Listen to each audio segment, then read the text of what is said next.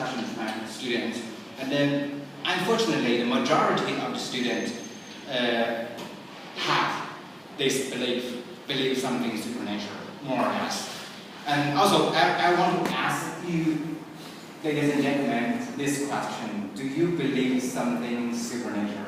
Or we can specific that to ask that: do you believe in zodiac signs? You know, that is a traditional belief that your birthday, your birth time, define your maybe character. Now I will give an explanation from the aspect of the semiotic. Wow. That is another question: do you believe in fate? I think most Chinese believe in that. How we call that? 8 diagrams, or that is a palm tree. You can judge your fate by examining the shape of your palm.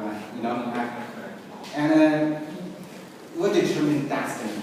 What determines a person's fate? Those are very interesting questions.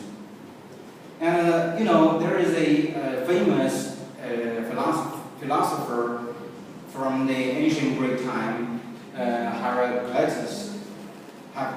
He has a famous word: character is destiny.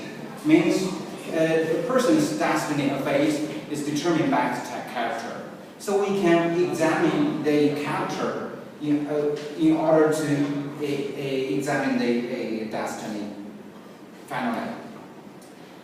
And I will ask this question: what factor affect a person's character? You know, the most popular beliefs nowadays, including that traditionally the Chinese believe that birth time determines a person's character. In Chinese we call it 生辰八字. Yeah, the first time affect character, even fate. And those couples, traditionally in ancient times, couples with unmatched birth time are considered to have a doomed marriage. They will not be happy during their marriage.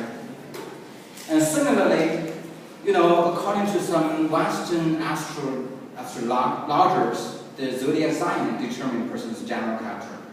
Those are very similar, and it sounds more, but the later one sounds more trustworthy, and nowadays it's more popular than the former one. And do you believe that those theories? That's my question. I want to ask you, and please raise your hand if you believe that.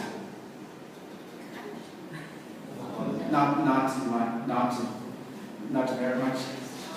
Yeah, I think that is an issue about how we view this world, and I will show you how I view this world. You know, we can classify the characteristics of a person into different maybe classifications. For example, you judge a person by what? By his race or nationality, religion, gender, age, his language, taste, what food he favor, even character. You know, within these characteristics, we can classify them as two groups. How we classify that? Two groups. The first one is nature, and the second one is culture. What do I mean by nature? Nature is some characters we get by birth, and you cannot change it normally. And by culture means you gain it by learning, gain it from your environment. That is different. So we can use that idea to examine this world. This world can be seen as some part is in nature and some part is cultural. You know, this world itself is natural. World itself is natural.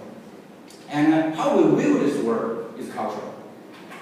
I mean, the world view, a different person have his own world view. That is the cultural. You cannot find two same word view from two different persons. And the word view is carried by language. So how many languages in this world nowadays? Maybe more than 7,000. So we can, people use different languages to think of his word. And the word view is made of symbols. That is a very key concept I have to present. The symbols. So what is a symbol? Before answering this question, we have taken an example. You know, there are two Chinese cultures. The left one is xiao, means smile or laughing. And the right one is hu, means weep or cry. There are two factors of those characters.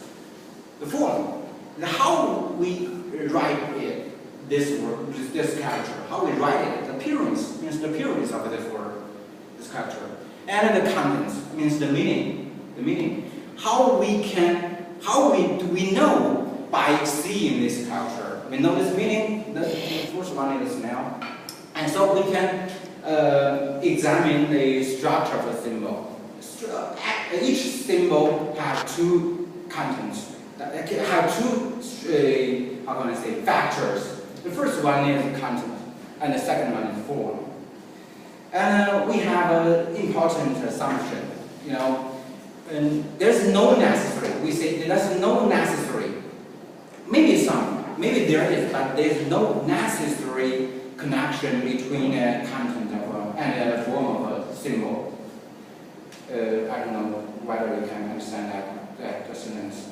I will give more detailed explanation. So we can classify the symbols in maybe different ways.